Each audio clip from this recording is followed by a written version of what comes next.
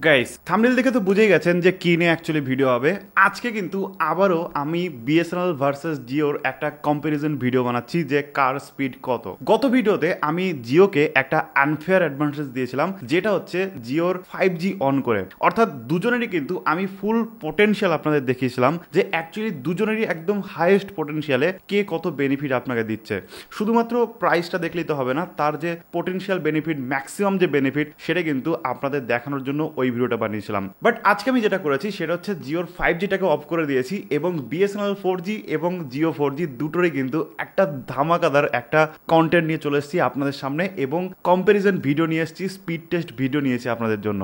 এক সেকেন্ডও মিস করবেন না, দেখতে থাকুন সম্পূর্ণ ভিডিও, কারণ ভিডিওটা কিন্তু অনেক ইন্টারেস্টিং হতে চলেছে। সো আপনি যদি আমার চ্যানেলে নতুন হয়ে থাকেন প্লিজ একটু কষ্ট করে সাবস্ক্রাইব করবেন এবং ফেসবুক থেকে দেখে থাকলে ফলো করতে ভুলবেন না, তার কারণ আমি যখনই আপনাদের জন্য এই ধরনের ভিডিও নিয়ে আসবো সবার আগে দেখতে পারবেন এবং কোনো ভিডিও আপনার মিস হবে না। গাইস আমাদের ডান হাতে রয়েছে বিএসএনএল 4G এবং বাঁ হাতে রয়েছে কিন্তু আমাদের জিও 4G। তো এবার আমরা কিন্তু আজকে 4Gর কিন্তু একটা তাগড়া ব্যাটেল করবো এবং দেখবো যে বিএসএনএল 4G যেতে নাকি জিও 4G যেতে। ঠিক আছে, যদি আমাদের হাতে একটা অ্যাডভান্টেজ রয়েছে সেটা হচ্ছে জিওতে কিন্তু অলরেডি 5G রয়েছে, বাট 5G আমরা ইউজ করছি না যেহেতু 4G তে আমাদের বিএসএনএল রয়েছে। সো এখানে দেখুন বিএসএনএল রয়েছে। সো আমি জাস্ট আপনাদের যদি দেখাই সেক্ষেত্রে দেখুন একটা বিএসএনএল অ্যান্ড এটা হচ্ছে আমাদের জিও।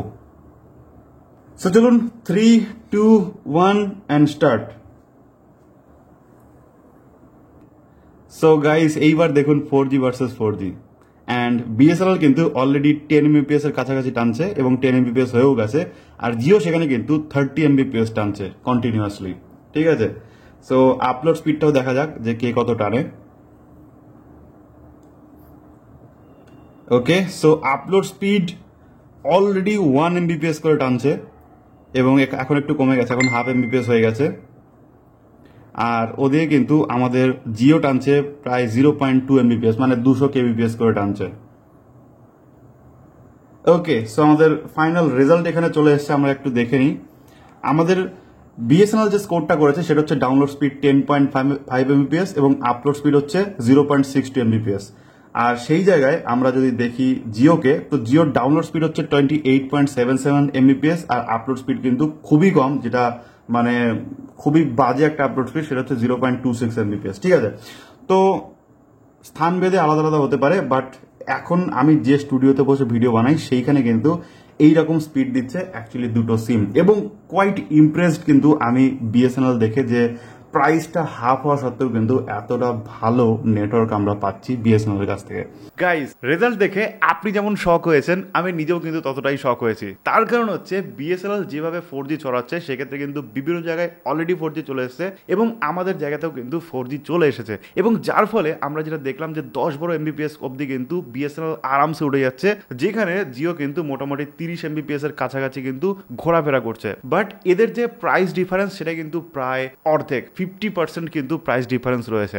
সো আপনার যদি 10-12 Mbps এ এনাফ মনে হয় তাহলে কিন্তু আপনি আরামসে আপনার এলাকায় চেক করে নেবেন যে বিএসএনএল আছে কিনা এবং তারপরে কিন্তু আপনি বিএসএনএল নিতেই পারেন। বাট আমার কমেন্ট সেকশন দেখলে আপনি বুঝতে পারবেন যে ম্যাক্সিমাম জায়গায় কিন্তু এখনো বিএসএনএল খুবই খারাপ রয়েছে। এটা কিন্তু আমার ওপিনিয়ন না বা আমার কথা না, আমার কমেন্ট সেকশন দেখলে আপনি বুঝতে পারবেন যারা অলরেডি বিএসএনএল ইউজ করছে তাদের হয়েই কিন্তু আমি বলছি। তো আপনি যেখানে থাকেন না কেন মেক শিওর করে নেবেন যে সেই জায়গায় ঠিকঠাক স্পিড দিচ্ছে এবং নেটওয়ার্ক পাচ্ছে, তবে আপনি বিএসএনএল নিতে পারেন। তাছাড়া জিও, এয়ারটেল এগুলো তো সারা ইন্ডিয়াতে সব জায়গা থেকে নেটওয়ার্ক ভালোই পাওয়া যায়। বাট হ্যাঁ, আজকে বিএসএনএল এত কম দামে জিওর সাথে যে টক্করটা দিল না, এটা কিন্তু সত্যি একবার হলেও আপনাকে ভাবাবে যে হ্যাঁ ভাই যথেষ্ট পরিমাণ কিন্তু ভালো স্পিড দিচ্ছে। আর বিএসএনএল যে স্পিডটা দিচ্ছে না, এটা কিন্তু মোর দ্যান এনাফ আপনার ফেসবুক, হোয়াটসঅ্যাপ, ইনস্টাগ্রাম এবং ইউটিউব চালানোর জন্য। বাট তার থেকেও যদি আপনি হেভি লোড দিতে চান সেক্ষেত্রে জিও যে স্পিডটা দিচ্ছে সেটা কিন্তু আপনার দরকার পড়বে, এইটা হচ্ছে ব্যাপার। বাট আপনি যদি স্মুথলি চালাতে চান সবকিছু কোনো রকম অসুবিধা ছাড়াই, সেক্ষেত্রে এই যে 10-12 Mbps স্পিড এটাও কিন্তু